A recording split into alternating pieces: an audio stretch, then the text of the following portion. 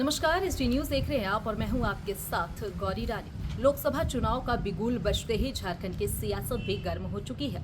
हमारे साथ इसी मुद्दे पर बात करने के लिए बीजेपी के विधायक शशि भूषण मेहता हैं। उनसे जुड़ते हैं और जानते हैं कि ये बैठक आखिरकार क्यों बुलवाई गई है और इस बैठक के जरिए लोकसभा चुनाव में क्या कुछ रणनीति लोकसभा चुनाव को लेकर बीजेपी तैयार करने वाली है। जैसा कि मुझे ज्ञात है कि चुनाव घोषणा के बाद उम्मीदवार के जो घोषणा होने के बाद और सभी लोगों को एक साथ बुला करके एक जवाबदेही तय करने के लिए देने के लिए हम समझते हैं कि यह बैठक बुलाई गई है और जिसमें सभी लोग मिलजुल करके पार्टी के उम्मीदवार को जिताने के लिए रणनीति बनाएंगे और यहाँ से आज लौटने के बाद अपने क्षेत्र में जाकर के एक चुनाव का शुरुआत करेंगे कि चुनाव किस प्रकार से किस रणनीति से जीता जाए और ज़्यादा से ज़्यादा वोट से किस प्रकार से कैंडिडेट को जिताया जाए। इसी उद्देश्य को लेकर के मैं समझता हूँ कि यह बैठक बुलाई गई है और हम लोग विशेष जो मार्गदर्शन मिलेगा उसके आधार पर हम लोग काम करेंगे और अपने उम्मीदवार हैं उनको हम लोग जिताने का काम करेंगे। इंडिया गठबंधन का कहना है कि बीजेपी कह रही है 400 पार, जनता नहीं कह रही है 400 पार।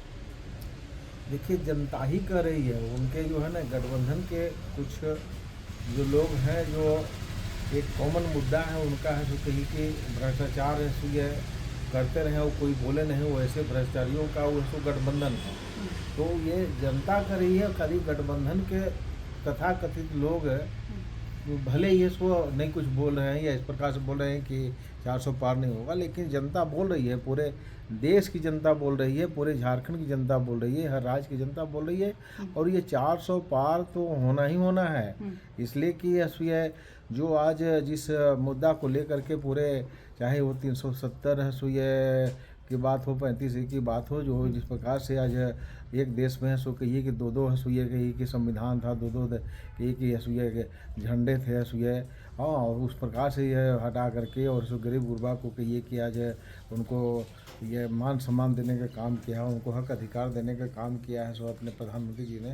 तो ये लोगों के बीच में हर एक आप गाँव में है तो शहर नहीं मैं कहूँ, आप जंगल में किसी को जंगल में चले जाइए जहाँ पर लोग कि नहीं जा पाते हैं, उनके जुबान पर आपको मोदी जी दिखाई पड़ेंगे, मोदी जी सुनने को मिलेगा। सर, आप पाकी के विधानसभा क्षेत्र से विधायक चुने गए हैं। चतरा वो लोकसभा आता है, तो ऐसे में चतरा से हमेशा देखा गया कि जो बाहरी है वो जीतकर सांसद बने, लेकिन चतरा के जो स्थानीय लोग थी उनकी मांग थी कि इस बार स्थानीय को टिकट दिया जाए। तो ऐसे में कालीचरण सिंह को टिकट दिया गया है। क्या लगता है कितना फायदा मिलेगा बीजेपी को? देखिए, जहाँ तक लोकसभा चुनाव की बात है तो बाहरी भीतरी बहुत मायने नहीं रखता था और जहाँ तक लोगों की आवाज़ थी, जो जहाँ लोगों का मांग था, जहाँ लोगों की इच्छा थी कि भाई नहीं ये चतरा का रहने वाला कोई है उम्मीदवार पार्टी बनाए, तो पार्टी ने गंभीरता से उसको सोच करके पार्टी ने उम्मीदवार अपने कालीचरण सिंह जी को दिया है। इसलिए कहीं कोई ये नहीं है जो लोगों की इच्छा की पूर्ति हो गई है, तो उसमें सब मिलजुल करके जितना पहले वोट से हम लोग जिताने का काम करते थे, जनता जिताती थी, उसका 1.5 गुना वोट से ज़्यादा इस बार जिताने का काम करी। जैसे पिछले बार करीब 3.5 लाख वोटों से के अंतर से जीते थे हम लोग, और इस बार हम समझते हैं कि 5 लाख पार करेगा और हम लोग सब मिलजुल करके लगे हुए हैं और लग करके हम लोग 4 तारीख का 4 जून को हम लोग देखना चाहेंगे कितना वोट जीते और हमारे प्रधानमंत्री जी 400 पार के समर्थन के साथ प्रधानमंत्री बने, हम लोग शपथ लेते हुए देखें। यही हम लोग की तमन्ना है, यही हम लोग की इच्छा है और ये पूर्ति होगा। सर, एक आखिरी सवाल लेंगे। जेएमएम से स्टार प्रचारक बन चुकी है अब पूर्व मुख्यमंत्री हेमंत सोरेन की पत्नी कल्पना सोरेन, राजनीति में भी उतर चुकी है।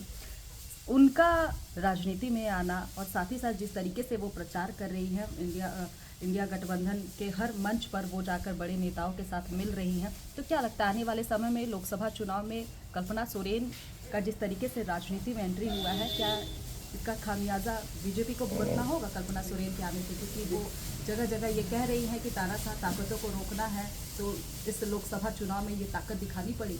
देखिए, ये जो है ना, ये लोकतंत्र है, ये न तानाशाह होता है, तानाशाह कोई नहीं है।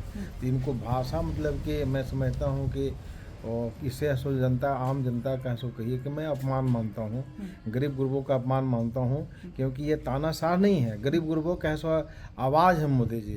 तो इसलिए जो है इस पर ऐसा बोलना हम समझते हैं कि कहीं अच्छा नहीं है। और जहाँ तक राजनीति में आई हैं तो और हर किसी को राजनीति करने का हक है, हर किसी को अपनी बात रखने का हक है। अपना राजनीति है सो की हैं, कर रही हैं, तो ये अच्छी बात है। लेकिन मैं समझता हूँ कि तानाशाह शब्द पर हमको ऑब्जेक्शन है। ये जो है जो लोग ऐसा इस प्रकार से भाषा बोल रहे हैं, एक लोकतंत्र में गरीब गुरबों की आवाज़ जो हैं आज सो दिलों में बसने वाले हैं, 140 करोड़ के दिलों में बसने वाले मोदी जी हैं, उनको है सो कहीं भी इस प्रकार से बोल करके है सो कि ये एक प्रकार से लोकतंत्र का अपमान कर रहे हैं लोग। यह बैठक बीजेपी प्रदेश अध्यक्ष बाबूलाल मरांडी, नेता प्रतिपक्ष अमर कुमार बावरी के साथ तमाम बीजेपी के शीर्ष नेता इस बैठक में मौजूद रहेंगे। वहीं आपको बता दूं कि इस बैठक के जरिए बीजेपी उन पूर्व सांसदों को भी साधने की कोशिश करेगी जिनका टिकट इस बार काटा गया है। साथ ही साथ इस बैठक के जरिए बीजेपी लोकसभा चुनाव में अपनी रणनीति भी तैयार करेगी और तमाम विधायकों, पूर्व सांसदों और तमाम पार्टी के कार्यकर्ताओं को क्या कुछ होमवर्क दिया जाना है इसको लेकर के। फिलहाल इस खबर में इतना ही, मुझे दीजिए इजाजत। नमस्कार। इसे में क्लोज हो गया।